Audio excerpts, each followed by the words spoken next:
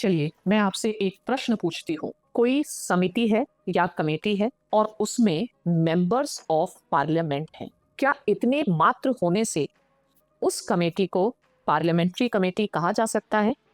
और इसका आंसर है नहीं। Just because members of parliament form a committee, it does not become parliamentary committee ipso facto. तो फिर किस कमेटी को पार्लियामेंट्री कमेटी कहा जाएगा?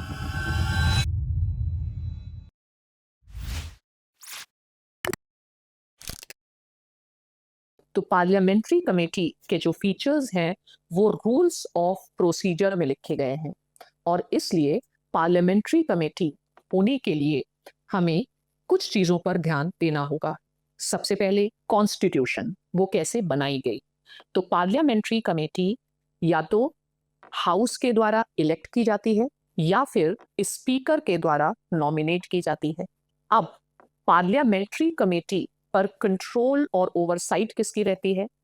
तो पार्लियामेंट्री कमेटी स्पीकर के अंतर्गत काम करती है। साथ ही पार्लियामेंट्री कमेटी को ये बाध्यता है कि वो अपनी रिपोर्ट स्पीकर को प्रस्तुत करती है और जब तक स्पीकर को वो रिपोर्ट प्रस्तुत नहीं की जाती है तब तक वो रिपोर्ट सीक्रेट रखी जाती है। और चौथी स्थिति, पार्लियामेंट्री कमेटी लोकसभा या राज्यसभा की ही सेक्रेटेरियल सर्विसेज का उपयोग कर सकती है, किसी भी मिनिस्ट्री की सेक्रेटेरियल सर्विसेज का उपयोग नहीं कर सकती है। अब एक और प्रश्न है, क्या पार्लियामेंट्री कमेटीज कॉन्स्टिट्यूशनल बॉडीज हैं?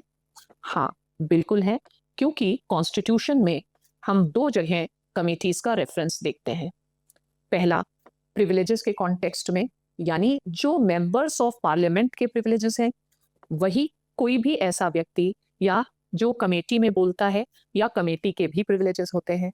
साथ ही एक जगह जहां ये मेंशन है कि मिनिस्टर और अटॉर्नी जनरल, मिनिस्टर या एडवोकेट जनरल कमेटी में पार्टिसिपेट कर सकते हैं।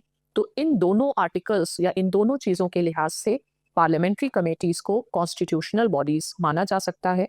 हालांकि इनकी जो प्रक्रिया है, इनका जो प्रोसीजर है, वो कॉन्स्टिट्यूशन में डिटेल में नहीं दिया गया है।